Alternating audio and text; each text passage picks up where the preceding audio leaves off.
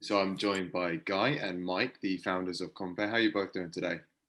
Very well, thanks. Yeah, good, thanks. How are you? I'm all right, thanks. Perhaps we can kick things off by you just saying a little bit about yourselves and how you came to create Compare. Yeah, so Mike and I have been working together for a massive 23 Too long. years. Yeah, and it's been delightful for both of us. And we were in the mobile phone and mobile tech accessory space. We make cases for big fashion clients and so on. And we got really bored of that. Took us 23 years. Took us about 2 years, actually. We did the rest for nothing. And we got bored and we wanted to do something completely different and compare something different. We also wanted to do something a bit more worthwhile. And I think compare is that. So we're focusing on air pollution. One of my drivers was I wanted to meet different people in our industry. Up to now, it's been very much a very different type of person you meet in the phone case industry. And so one of the things for the second half of my life was about meeting people who are from a very different walk of life, very different objectives. And so far we've done that. So it's already been a success. Second half of your life, Mike, you're going to make 100? No, commercial life. 25 years doing Pro Porter, 25 years doing something different. That puts me at about 75, which I can cope with. That's good. Very good. Happy? We can all hope. So perhaps we could just zoom in a little bit on Compare, like what it is, what the product is, how it works, and how it addresses the problem of air pollution. Yeah, okay. Largely the idea crystallized in our existing job. We run a small charity in Sri Lanka and we fund children to keep them in education. We pick on talented children as identified by their teachers and so on. And we try to give them the funding they need to keep them in education in a country where there's a pressure for them to kind of go and work on the farm or whatever to help the family. So one day, a few years ago, I'm sitting in a mud hut, literally, and the host family making me a cup of tea, and I noticed that the kids are doing their homework using paraffin lamps. It gets dark quite early in Sri Lanka, it's near the equator, and paraffin lamps emit a huge amount of air pollution, which is very toxic, carcinogenic, it stinks as well. And so we got interested in using better technology to help them. So solar charging lamps are relatively cheap. We were able, using our existing contacts, to source them easily in China. And we got a whole load of them and just kitted them out in some of the homes, the children that we were supporting.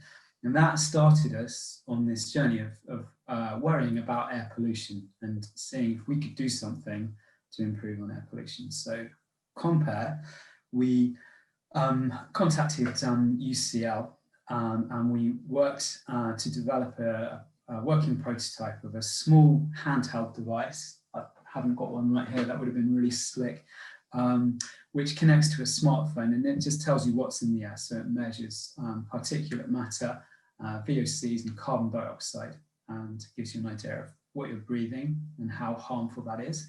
And that leads on to a conversation about how you can actually take quite simple steps to reduce that. That's the idea behind the business. Yeah. One of the things that we've found along this journey, just going from being ill-informed about air quality to becoming more informed, is just how counterintuitive it is that various activities that we all do in our life that you think are really bad aren't so bad, and other activities that you completely take for granted and don't give air quality a second thought are really, really bad. So we just think there's this huge lack of this massive gap between information and people knowing that information. And so one of the wider objectives is to, Guy, what was the line that you said? Everyone's breathing. What was your line? Everyone's breathing toxic air and we're about to tell them, just cooking at home is terrible. Who knows that? I certainly didn't. Yeah. Do you, Will? Do you know that cooking? I'm going to say I did actually. Well done, you. I've worked with air pollution companies before though, so that's my secret. I was shocked when I found a year ago that they say a roast dinner cooked in a flat will raise the air pollution levels to higher than your average street in that New Delhi.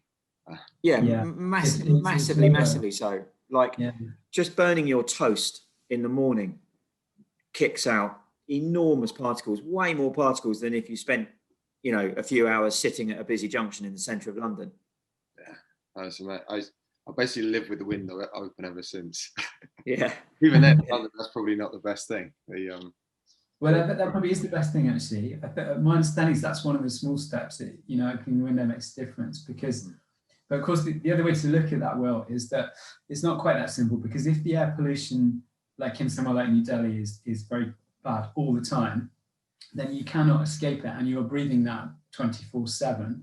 Whereas if you burn your toast, that might be 5 minutes or 10 minutes. Yeah. So the actual background air pollution problems are very serious. It's very important. So we don't want to denigrate that, but also you have a lot more control over putting the fan on when you cook and opening the window and not burning the toast than you have over the big global problem of diesel pollution and so on. Mm. Another little interesting fact was just how bad the air pollution was on bonfire night on the 5th and 6th. That, you know, the base level might be, let's say, 30 micrograms of particulates per cubic meter. And we're doing a test at the moment, a trial on the roof of a school with a construction company, sorry. And we're getting readings of into the 600s as a spike. But certainly on average across the whole of London, the readings on the 5th and the 6th were about 150 micrograms per cubic meter, which I think is about 3 times the safe level on a construction site. Is that from the fireworks alone? Yeah. Well, what else could it be on the 5th and the 6th of November in the evening? Yeah. So we assume it was, yeah. Oh yeah, and I didn't know it had such an impact. Wow. No, and it's amazing. Like once that like invisible aspect is made visible, how you then start to change your behaviour. But perhaps it'd be great to know a little bit about how. So Compare, obviously, it brings that data to life. It shows, tells people about how toxic the air is that they're breathing. How then does it kind of feed into the change of the causes of pollution? So I think the first thing to say is that to some extent, we don't need to know what changes will come about by letting you know how bad the problem is to do about it. So for example, in the 1950s, there was the problem of smog in London, and people's anger about that led to the Clean Air Act, which was a massive leap forward for the world's approach to that problem of smog. But what drove that was the fact that people could see that smog. There are famous pictures of the police being almost invisible in the street because of the smog, right? So firstly, we've got a fundamental belief that if we show you the problem that's currently invisible, if we show you the invisible toxic air, you will do good stuff. So you will go, I'm worried about that. I'm going to open my window. I'm not going to walk down that street. I'll walk down the next one. If need be, I'm going to move my children to another part of the country. I'm going to write to my MP. I'm going to become an activist. So all those good things will flow first from the fact that you see and become angry about this problem that's currently invisible. So our role is really to reveal it first, right? So that people can, and then to educate and inform and to say, there are things you can do. Like if you're walking alongside a busy road, if you walk 1 meter further away from the traffic, it dramatically improves your air qualities. That's very doable. Having an extractor fan is quite doable for most people. Yeah. Not burning things, all that stuff is good. Certain forms of transport are much worse than others. So the London Underground, the tube, that's currently quite bad. So you could try and avoid that. Cycling is better than being in a car because a car sucks air in from the exhaust of the car in front, whereas a cyclist, his head's higher. Simple as that. So I think this sort of education thing will help. But then to some extent, we've got to go, right, you know the problem now, and we're in your hands. We're not capable of solving this problem on our own, although we're going to work with the construction sector as a target for us. But then we've got to let people do their brilliant thing, which we have confidence they will do. You mentioned the construction sector that you're working with. As I understand, they'll often be the ones kind of the driving force behind implementing these sensors that you mentioned you want to develop. Why would the construction companies be interested in, I suppose, monitoring community air quality and also their own on-site quality? Yeah, that's a great question. Right. So we firstly, they are, because they've come to us. So we've got a client in construction, and we've got one more interested. So they are, and the reason we think that they might be interested. So firstly, some of them just want to do the right thing. Some construction companies, all these big companies, I'm very positive generally in life, and these big companies are run by human beings with children, etc. Right? So although they may make compromises in the run of their industry, they do want to do the right thing on the whole. I'm optimistic for that. The people we talk to go, I'd like to help. Right? The second reason is they may be forced to, because legislation requires certain best practice of the construction industry. The third reason we find really interesting, that there is a commercial advantage to being a clean constructor and being able to show that to a community. So when everyone's pitching the opportunity to knock down a school and rebuild it, and part of that conversation is, we're cleaner than our competitors, and here's how we can show you that. And using compare devices in the community, in people's homes, here's how we'll start the dialogue and reassure people about not only what we're doing to reduce the emissions of construction, but also how it's working and how in their homes it's not actually that polluted, right? And so if what we firmly believe is that if you're a construction company going for a gig and you're talking to a local authority, if you say, look, we offer this service and we are cleaner and we can show that, that's a commercial advantage that helps you to land that opportunity. So there's a commercial reason that you would want to do it as well. Awesome. Also, I don't see the legislation getting any looser. So I imagine that the legislation is going to become stricter and stricter within construction, within the construction industry. But it's really important to kind of realise that our aspirations are way, way, way beyond construction industry. Just one of the things that we've learned over the years is that, right, so air quality is just this enormous opportunity of a hugely growing marketplace.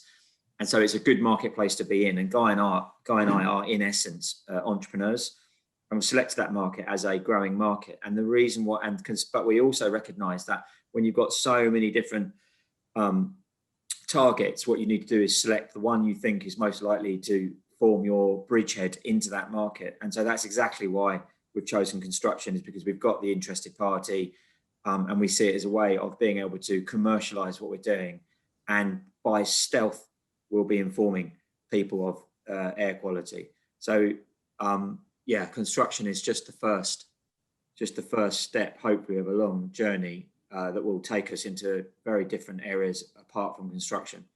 And construction's really good for that, Will, because so for example, our first installation, we've got some devices up and running with a construction company now, and those devices are on the top of a school, and that's because that's the project that they're working on. But construction companies obviously work schools, hospitals, hotels, etc. So we see them as a way into other markets. So we will accidentally become experts on schools and in room pollution in homes and so on, right? So a construction company is a kind of access to all areas type business, which we are confident will lead us into other opportunities in different sectors in time. Amazing. So yeah, there's a great narrative from like the bright idea in Sri Lanka of tackling air pollution in the homes, right through to this bridging your way into the air pollution market. Construction is the first step.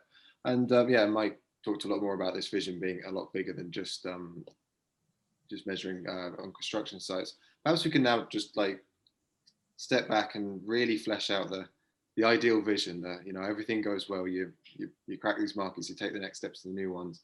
Where would be the real, Isn't that top secret, Guy? Our ultimate vision. We don't want to give too much away, do we? Yeah. Yeah. The ultimate vision is when everyone in the world understands what air quality they're breathing and is doing what they can using their vehicle, some footballers that have got millions of followers on Instagram, they might take it and use their thing. And equally, the dinner lady who works in the school saying, do you know what, air quality is a bit shonky. I'm going to do what she can do or what he can do within that field. You know, so it's just about everyone engaging with air quality. That has to be the ultimate vision. Yeah, I really agree with that. I think that we'll have succeeded if everyone is aware of what it is, the harm it can do, what they can do about it. And then if they then decide not to do anything, that's fine. We're here to police it, right? Where we think everyone has a right to know what's in the air. If they then say, well, lads, I don't care, that's fine too. It's kind of like, I'm not a Christian, but I remember my RE teacher saying that his job was that everyone was exposed to the word of God, and then, like me, decided that they didn't believe it or that they did. Right? But his job was not to hit me over the head and make me believe in God, although he had a crack at that. But his job was to expose you to that theory so that everyone knew. So that's what we want to do. We want Clearly rubbish teacher, because he failed quite successfully. That is exactly. I was just like, I look around the world with different eyes now through my air quality eyes. I look at the extraction unit in the kitchen and just think, I've bought a few of those in my life, and never once have I actually got exercised any level of interest in the technical specifications of that extraction. It's just been what would look good above the hob. The next one I buy, I'll be right into, and I can't believe that they're not all vented outside. You know, that you're just expecting some filter that never replace. Like, they're absolutely useless, and yet, why isn't that a major feature of the selling capacity? Like, you don't go and buy a car and not ask how many miles to the gallon it does, because you realise that's a measurement that is important in your buying decisions. And if you think about exactly, why is it not measured? So in an extractor plan, sorry Mike to interrupt you, but you could so easily have one of our pollution monitors that goes, air coming in is like this, air going out is like that, but we don't even measure it. We just put it on and go, that's probably working. People put them in just because you're meant to have them, because they look good. Like, I don't believe that anyone has, or very few people ever buy them and go, well, actually, let me just see what it actually does to clean the air. I think I've only once taken mine apart and found this hideous thing behind it. And exactly. It's important. When you bought one and installed it, like, that was it's the other key thing and so there's just tons and tons and tons of opportunities right across the world. Like, how many parents go, let me just have a look at what the air quality in the school that I'm sending my child to, that they're going to spend thousands of hours sitting there breathing. No, exactly. It's do you know what I mean? It's just it's everywhere you look across the entire of society, air quality is having an impact. Only it's having an impact silently. Well, Guy and Mike, it's been a pleasure talking to you both. Before we leave, likewise, thanks, Bill.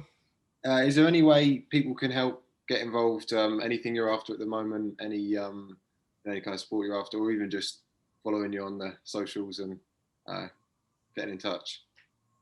Yeah, we what we want is people to sign up for our newsletter and get involved and engage us in conversation. We're going to need tip-offs. So, if someone finds that near their home is they're about to do some construction work, and they would like to know that that's being done to the best standards, so we'd like to hear from them. We'd like to hear, this company is doing a project near us and I'm concerned about it, and then we'll contact that company. And we'll tell them what we can do to help them reduce their emissions at source and monitor them. And we'll engage with the community about how we can educate them on air pollution, what they can do about it, and so on. So yes, it's contact that we'll need.